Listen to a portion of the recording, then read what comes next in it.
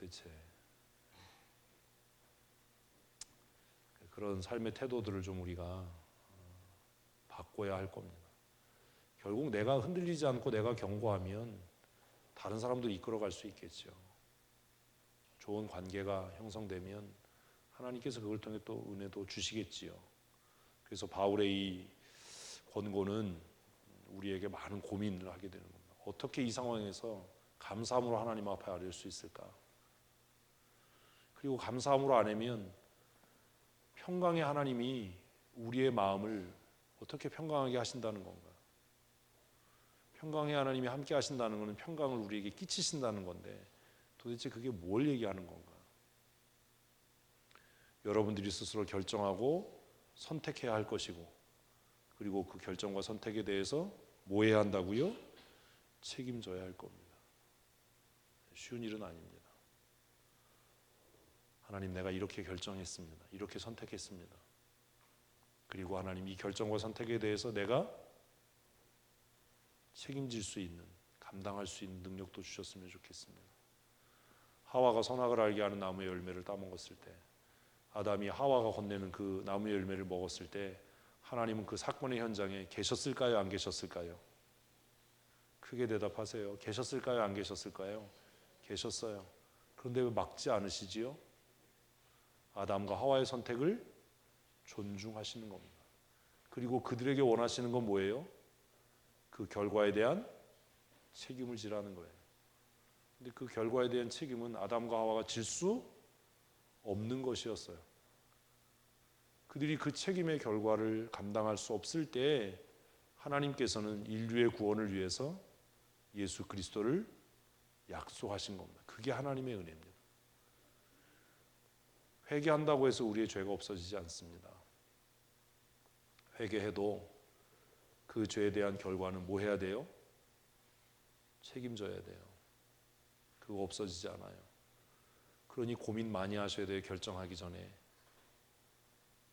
회피하고 외면할 게 아니라 뭐 하도록 책임지셔야 될 겁니다.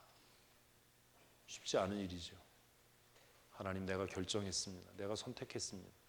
그것이 내 실수였더라도, 그것이 내 미련함이었더라도 외면하지 않고 그 일에 대해서 내가 책임지고 감당할 능력도 하나님 주십시오. 쉽지 않죠. 잘못을 인정한다는 것, 그것을 책임지겠다라고 하는 태도는 성숙한 사람의 몫이고 그건 참 두려운 일일 겁니다. 그래서 생각해 봐야 되는 거예요. 시작하기 전에 뭘요?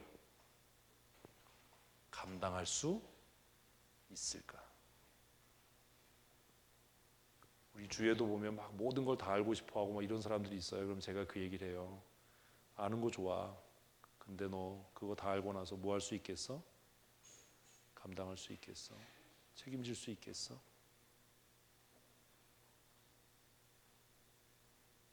쉬운 일은 아닐 겁니다. 그 지도자가 되는 건 어려운 겁니다. 건축을 하겠다라고 결정했으면 뭐 해야 돼요? 책임지고 감당하겠다라는 마음이 있어야 돼요. 의진이가 훌륭한 거예요. 의진이가 지난주에 반대를 했대요. 썩을 놈 새끼가.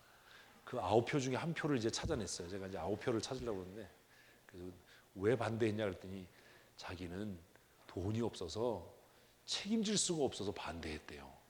얼마나 훌륭해요. 그래서 제가 야, 진짜 생각이 깊다. 정말 정직하다. 신실하다. 근데 이 썩을 놈아, 너도 콩팥은 2개다.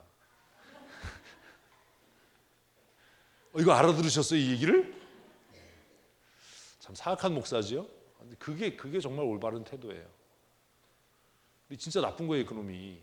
그래도 뭐 수천만 원을 뭐 수백만 원을 헌금하라는 게 아니라 하나님, 내가 이 거룩한 일에 동역하고 책임지겠습니다라고 하면 내가 책임질 수 있는 만큼만 하면 되는 거잖아요. 그게 뭐 10,000원이 됐든 10만 원이 됐든 500만 원이 됐든, 하나님, 내가 3년 동안 열심히 해서 500만 원 내가 헌금하지요.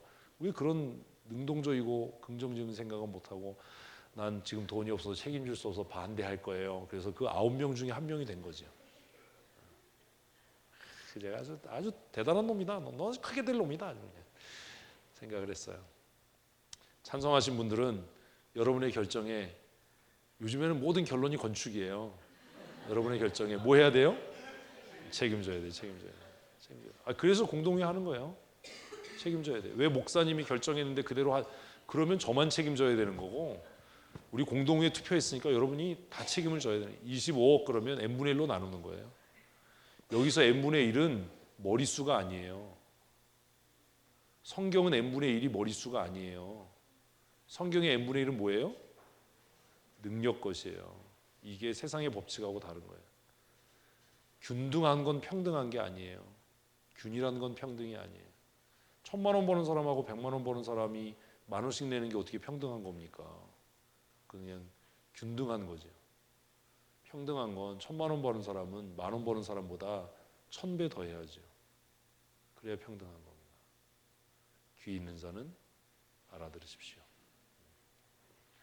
우리가 결정한 것에 대해서 뭐 해야 돼요? 책임져요. 그러니까 말하기 전에, 행동하기 전에 내가 이 말에 대해서 뭐 할 수 있는가? 책임질 수 있을까? 잘못했어 이런다고 없어지는 게 아니에요. 잘못한 건 잘못한 거고 책임은 끝까지 져야 되는 겁니다. 이러면 말하는 게 겁나요. 이제 행동하는 게 겁나요. 그래서 조금 신중해지는 겁니다. 말 내뱉었으면 책임져야죠. 그렇죠? 내가 우리 정성택 집사한테, 성태가 내가 너 신뢰한다, 내가 너와 함께 동행하고 싶다 그러면 책임이 성택이에게 있는 거예요? 저에게 있는 거예요? 저에게 있는 거예요. 왜? 내가 말했으니까. 내가 박민철 집사한테, 민철아 내가 너하고 끝까지 갈 거야, 나는 너 신뢰해, 나는 네가 좋은 목회 동역자가 되기를 원해, 이러면 민철이가 노력해야 되는 게 아니에요. 누가 했으니까, 내가 말했으니까 내가 책임지는 거예요. 그러니까 너 잘해라는 얘기가 아니라 내가 너에게 성실할 거야 라는 이야기를 하는 거예요. 뭔 얘기인지 이해되세요? 내가 누군가에게 내가 너를 사랑해 라고 얘기하면 그 사람 보고 너 나 사랑해 줘야 돼 라는 얘기를 하는 게 아니에요. 내가 이 사랑에 대해서 뭐 할 거야? 끝까지 책임질 거야. 내가 끝까지 이 말을 지킬 거야 라는 이야기를 하는 겁니다. 그러니 말하기 전에, 기도하기 전에 신중하십시오. 그래서 우리 교회에서는 작정 헌금을 안 하는 겁니다. 우리는 작정하면 끝까지 찾아가서 받아냅니다. 그래서 작정 헌금은 안 합니다. 우리 그 건축팀에서 9시 됐다고 끝내라고 알람이 우리 안장로님이 훌륭한 분이에요. 목사가 언제 끝낼지 모르니까 이렇게 그냥 띵동댕 동동 해서 그냥 끝나라고. 그러지 맙시다. 우리 그런 식으로 목사를 협박하지 맙시다. 친하니까 이런 소리라도 하지, 안 친해봐 이렇게 얘기하면 삐져서 다음 주에 교회 안 나올 거 아니에요. 그러니까 제가 이렇게 막 공개적으로 막 까고 막 이런 사람은 제가 정말 신뢰하는 사람들인데, 진짜 배신감 느끼는 게 뭐냐면, 그렇게 얘기했는데 뒤로 와가지고 왜 사람 많은데 이랬어 이러면 진짜 배신감 느끼잖아요. 지금 같은 경우에 안장로님 그러지 맙시다 했는데 이따가 끝나고 목사님 사람 많은데 이렇게 망신을 줘요, 난 상처받아, 이러면은 관계 끝나는 거예요. 기분은 나쁘겠지. 근데 지금 한 행동이 더 나쁜 거야. 7시에 왜 알람을 왜 맞춰놨어? 약 먹는 사람도 아닌데 이 사람아, 무슨 당뇨약을 먹을 것도 아니고 당신이 당원도 아닌데 7시 되면 끝나라고 아주 그냥 알람을 맞춰. 그냥 9시까지 한다 진짜. 빌립보가 이제 묵상이 끝나갑니다. 여러분 좀 고민을 많이 하셔야 돼요. 누군가에게 말하기 전에, 내 의견을 이야기하기 전에 내가 이 말에 대해서 뭐 할 수 있겠나, 책임질 수 있겠나 고민하셔야 되고, 내가 이 행동에 대해서 뭐 할 수 있겠나, 책임질 수 있겠나. 하와가 그거 따먹기 전에 내가 이 행동에 대해서 책임질 수 있겠나라고 생각했으면 어땠겠어요? 다시 붙여놨겠지, 끈으로라도. 그죠? 그 생각을 못하고 홀랑 먹어버린 거예요. 근데 하와는 진짜 나빠요. 자기가 먹었더니 죽게 된 걸 안 거야. 그게 이 인간이 이거 아담을 먹이면 n분의 1로 이게 책임이 줄어들 거라고 생각을 했는데 2배가 된 거지 이게. 아유, 여자들 나빠요. 왜 하나님이 갈빗대로 만드셨는지. 제가 그걸로 옛날에 많이 고민했어요. 하나님이 아담에게 하와가 있어야 된다는 걸 알았을 거 아니에요, 처음부터. 그렇게 생각 안 하시죠? 그냥 그랬나 보다 그러죠. 근데 왜 처음부터 하와를 안 만들었죠? 처음부터 하와를 만들었으면 흙으로 만들었을 거 아니에요. 그죠? 근데 왜 하와를 만들 때는 흙으로 안 만들고 갈비뼈로 만들죠? 아담의 갈비뼈로? 제가 국민학교 때 그런 생각했어요. 하나님이 아담의 갈비뼈를 하나 빼서 하와를 만들었으면 남자들 엑스레이 찍으면 갈비뼈가 하나 적어야 될 것 같다. 그죠? 제 국민학교 때 그런 생각했어요. 쉬어봐야 되나? 돈이 없어 엑스레이를 못 찍었으니까. 남자가 갈비뼈가 하나 적을까요? 똑같을까요? 똑같겠죠. 왜 똑같을까요? 중간에 일어난 변이는 유전되지 않아요. 이건 다 문과라서 그래. 이런 거지. 홍혜영 권사님이 손가락 마디가 하나 없어요. 그럼 이게 유전되면 안으지는 이거 없이 태어나야 되잖아. 그죠? 개나 소리 하는 거야. 이거 말도 안 되는 소리를 하는 사람들이 교회 안에 하도 많아서 그래요. 그런 일은 없어요. 근데 왜 하나님은 하와를 만들 때 흙으로 안 만들고 아담 갈비뼈에서 빼서 만들었을까? 여러분 성경을 실제라고 생각 안 해서 그런 고민을 안 하시나 봐요. 저는 그런 고민을 하거든요, 가끔. 오늘 이제 사역자반 하면서도 그런 얘기를 했어요. 나는 성경을 사실로 믿는다. 성경에 이해가 안 되는 건 일단 의심한다. 근데 그 의심은 결국 확신에 이르게 한다, 나를. 제가 깨달았던 게 뭐냐면 성경이 사실과 진실이 아니라서 내가 이해하지 못하는 게 아니라 내 배움이 짧아서 내 지식이 천박해서 성경을 이해하지 못하는 거다. 그래서 성경을 이해하기 위해서 과학, 인문학, 철학, 상담학, 심리학을 무진장 공부하는 거예요. 내 배움이 깊어지면 깊어질수록 성경은 사실이고 진실이라는 게 더 많이 밝혀지는 거죠. 하나님의 어리석음이 우리의 지혜로움보다 훨씬 더 지혜로워요. 그러니 남자들이 아무리 센 척해도요, 남자는 절대로 여자를 못 이겨요. 여성 동지 여러분, 남자 이기려고 하지 마세요. 남편 이기는 여자처럼 미련한 여자가 없어요. 아내가 남편을 이기면 그 남편은 세상에 상쪼다가 되는 겁니다. 아무 일도 못합니다. 그냥 남자는 여자에게 어떻게 되도록 지도록 설계되어 있어요. 이해되세요? 이해 못하시죠? 그게 하나님께서 하와를 아담의 갈비뼈로 창조하신 이유예요. 그래서 제가 남자들에게 용기를 내라, 힘을 내라, 영적인 주도권을 뺏기지 마라 얘기하는 겁니다. 이걸 모르는 닭을 닮은 여자분들이 왜 목사님은 저렇게 얘기하냐, 남자니까 남자 편 드냐 이렇게 얘기하는데, 아무리 남자들이 용기를 내고 힘을 내고 당당해져도요, 남자는 죽었다 깨나도 여자를 못 이겨요. 그게 창조의 질서예요. 그러니 남자를 이기겠다고 덤비는 여자는 진짜 미련한 겁니다. 그냥 여자는 그 존재만으로 이미 이길 수밖에 없어요. 그러니 남편이 꺼벙하게 굴고 이래도 잔소리하지 마세요. 세상에 아무리 간땡이 부은 남편도요, 아내가 아무 말 안 하고 입 다물고 있을 때가 제일 무서워요. 그지? 안 그래? 이게 철이 안 들어서 그래요. 안재범 장로님 좀 이렇게 철이 들면 집에 딱 들어갔는데 홍영 권사님이 아무 말 안 하면 그때가 제일 무서워. 그럼 머릿속에서 막 계산기가 돌아. 슈퍼컴퓨터가 내가 뭘 잘못했지? 내가 오늘 다 같이 있을 때 무슨 말 실수했지? 저 인간이 왜 저러지? 막 그래요. 근데 잘 때까지 아무 말 안 하잖아요. 잠을 못 자요. 근데 들어왔는데 거기다가 막 따다다다닥 하면 내 죄는 사라지고 짜증만 나요. 다시 나가고 싶어져요. 여자들이 진짜 바보예요. 영업 비밀을 알려줬네. 이러면 안 되는데. 그러니 남자 이기려고 하지 마십시오. 세상에 제일 미련한 여자가 남자 이기려고 하는 여자입니다. 하나님이 그렇게 만드신 이유가 있어요. 그 창세기가 궁금하신 분은 나중에 따라오세요. 수강료를 받고 제가 가르쳐 드릴 테니까. 에스겔 1장입니다. 7시인데 안 끝나고 에스겔 1장 1장으로.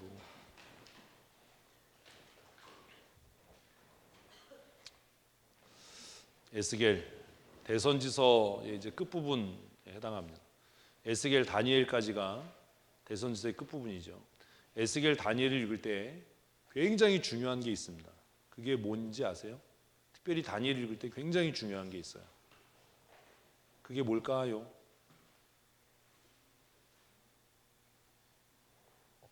사실 에스겔은 다니엘의 서론이라고 해도 과언이 아닌 성경이에요.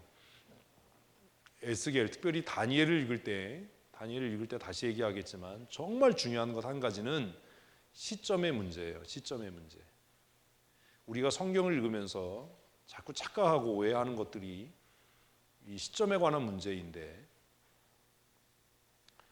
에스겔이나 다니엘은 에스겔이 쓰여질 때나 다니엘이 쓰여질 때 사람들에게는 어떤 일이에요?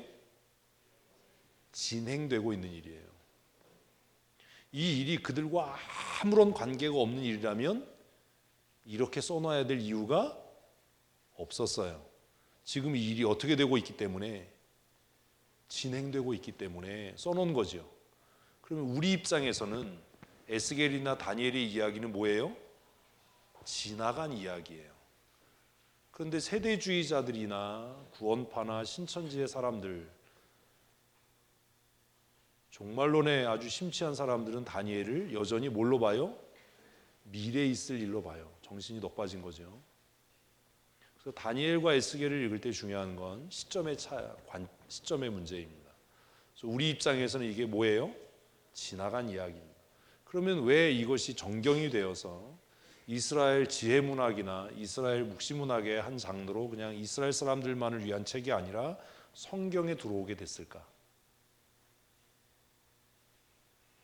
왜 그랬을까요? 에스겔과 다니엘은 또 다른 형태의 표적이에요. 그게 뭐냐면 하나님께서 하나님의 사람을 통해서 임박한 심판과 역사의 진행에 대해서, 역사의 흐름에 대해서 예언하셨고, 그 예언이 과거의 역사를 통해서 어떻게 됐다면, 완성되고 실현되고 성취됐다면, 이 과거의 역사를 읽고 세속의 역사의 연대표와 비교해서 하나님께서 다니엘과 에스겔을 통해서 하신 말씀이 그대로 성취됐네 라는 것을 우리가 확인함으로 얻게 되는 유익이 뭐지요? 그렇다면 앞으로 계시되어진 말씀도 하나님의 계시대로 이루어질 거다라고 하는 확신을 얻게 하는 유익이 있는 겁니다. 그 이상도 그 이하도 아닙니다.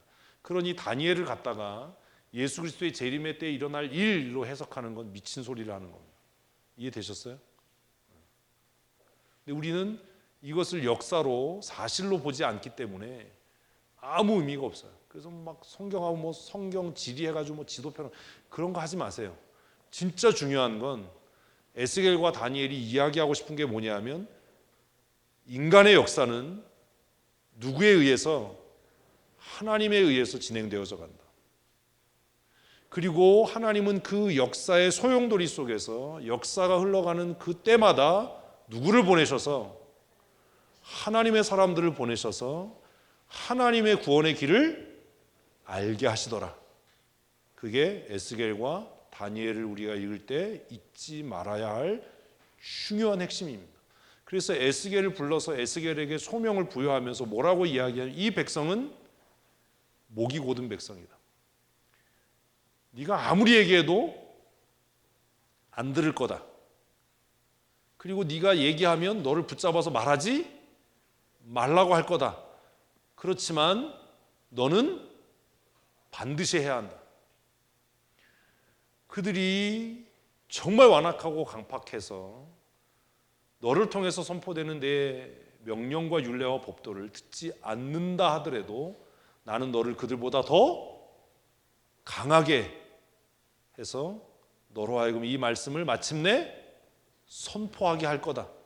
내가 너를 모든 인류에, 특별히 이스라엘을 위한 파수꾼으로 세웠다. 이게 에스겔 전체의 핵심이에요. 그렇죠?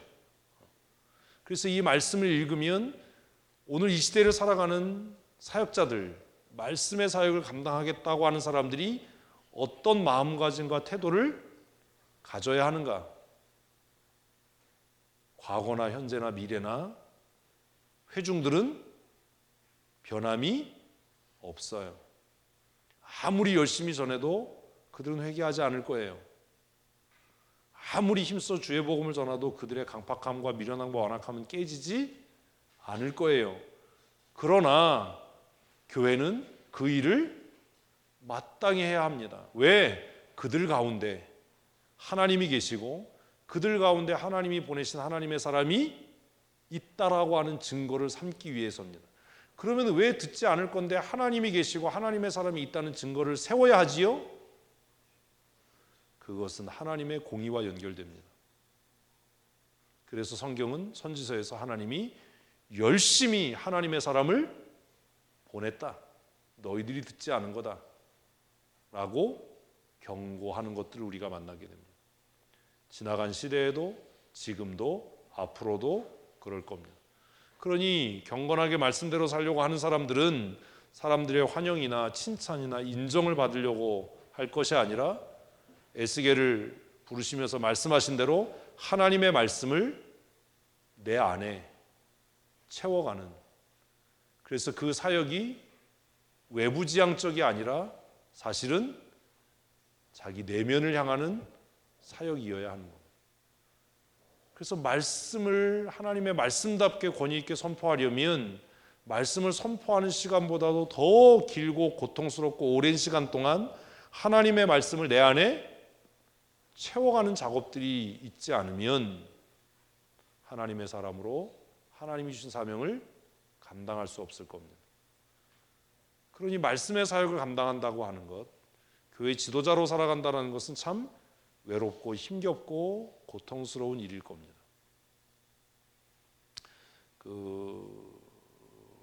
예전에 꽤 오래된 영화인데 저지 드레드라는 영화가 있어요.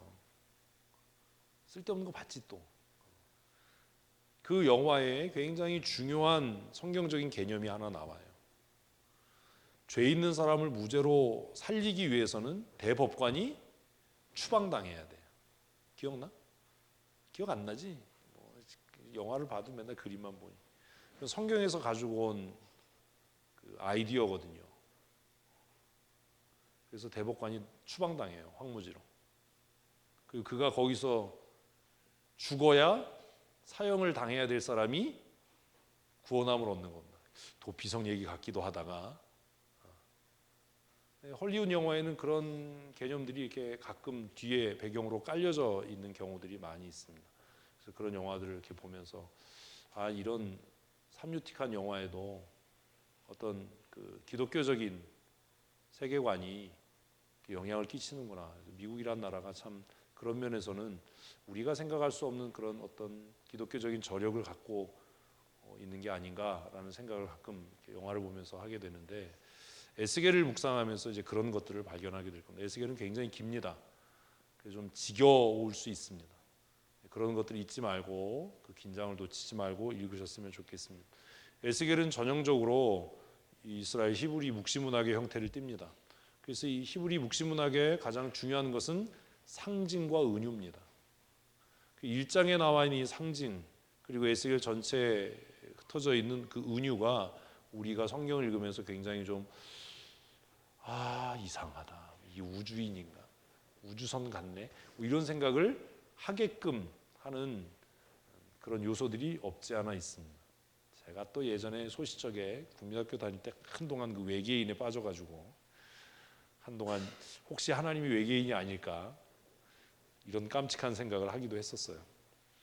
여러분은 굉장히 모범적으로 크셨나 봐요. 저는 좀 성격이 삐딱해가지고 한번 일단 의심해보고 시작하기 때문에 에스겔 1장 우리 1절부터 같이 읽겠습니다. 30째 해 넷째 달 초다 센 내가 그발 강가에 사로잡힌 자 중에 있을 때에 하늘이 열리며 하나님의 모습이 내게 보이니. 굉장히 골 때리죠. 에스겔은 1장부터가 골 때려요. 뭐가 골 때려요? 하나님은 절대로 하나님의 형상이나 모습을 만들지 말라고 했는데 에스겔은 봤대네. 에스겔이 뭘 본 거예요?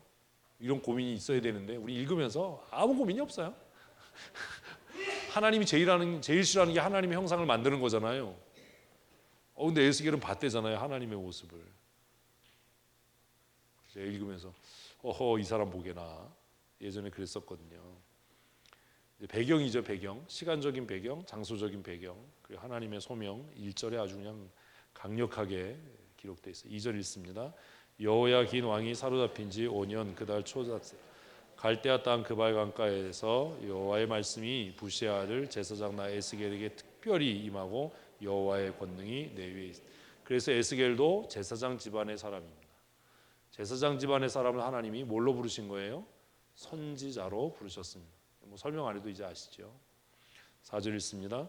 내가 보니 북쪽에서부터 북풍과 큰 구름이 오는데 그 속에서 불이 번쩍번쩍하여 빛이 그 사방에 비치며 그 불 가운데 단쇠 같은 것이 나타나 보이고 항상 심판은 북쪽에서부터 시작합니다.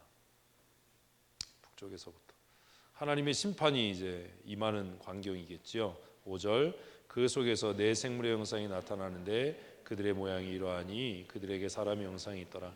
그들에게 각각 네 얼굴과 네 날개가 있고 그들의 다리는 곧은 다리요 그들의 발바닥은 송아지 발바닥 같고 광랜 구리 같이 빛나며 그 사방 날개 밑에는 각각 사람의 손이 있더라.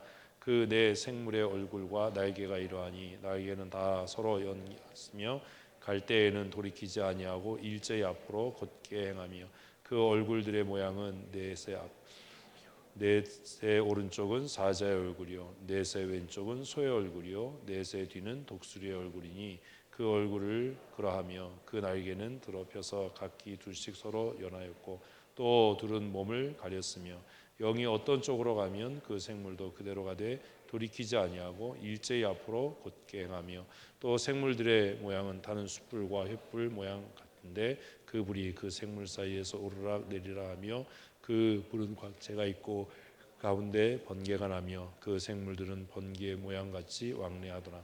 내가 그 생물들을 보니 그 생물들 곁에 있는 땅 위에 바퀴가 있는데 그 내 얼굴을 따라 하나씩 있고 그 바퀴의 모양과 그 구조는 황옥같이 보이는데 그 넷은 똑같은 모양을 가지고 있으며 그들의 모양과 구조는 바퀴 안에 바퀴가 있는 것 같으며 그들이 갈 때에 사방으로 향한 대로 돌이키지 아니하며 그 둘레는 높고 무서우며 그 돌아간 눈이 가득하며 그 생물들이 갈 때에 바퀴들도 그 곁에서 가고 그 생물들이 땅에서 들릴 때에 바퀴들도 들려서 영이 어떤 쪽으로 가면 생물들이 가고 바퀴들도 그 곁에 들리니 이는 생물들의 영이 그 바퀴들 가운데 있습니다.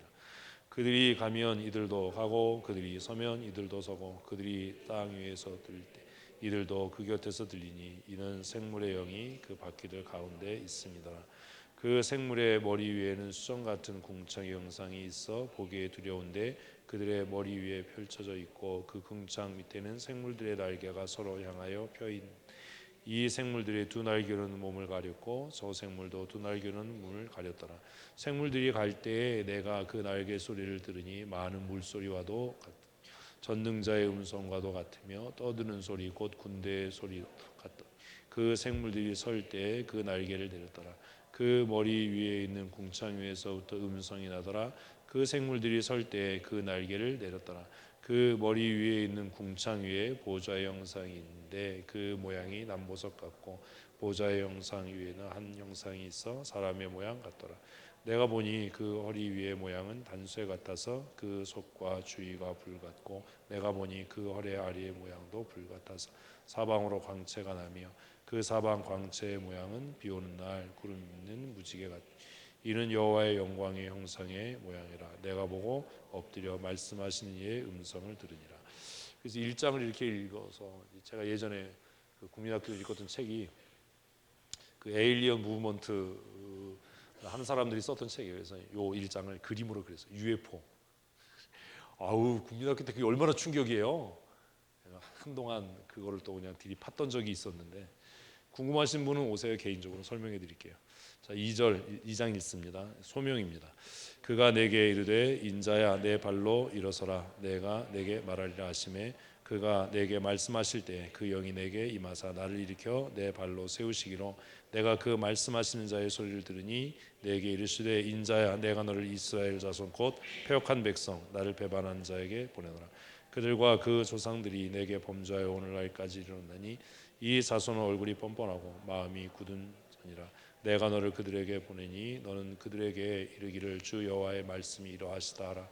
그들은 패역한 족속이라 그들이 듣든지 아니 듣든지 그들 가운데 선지자가 있음을 알지니라.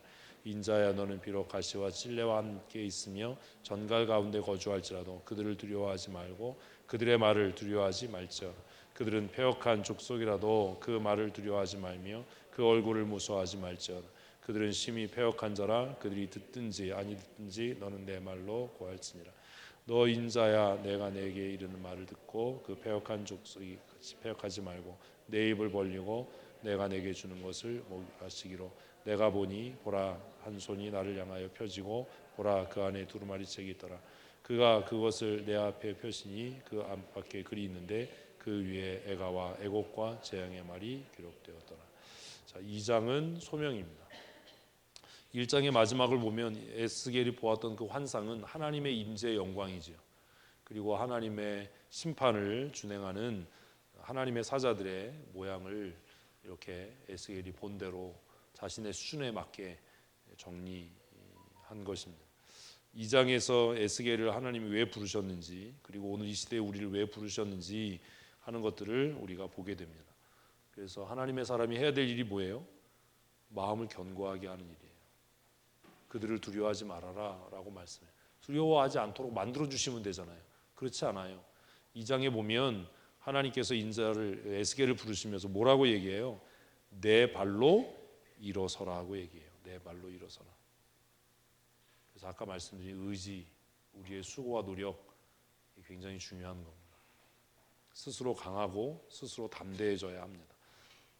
왜냐하면 우리가 감당해야 할 일이 그러하기 때문입니다. 3장 있습니다.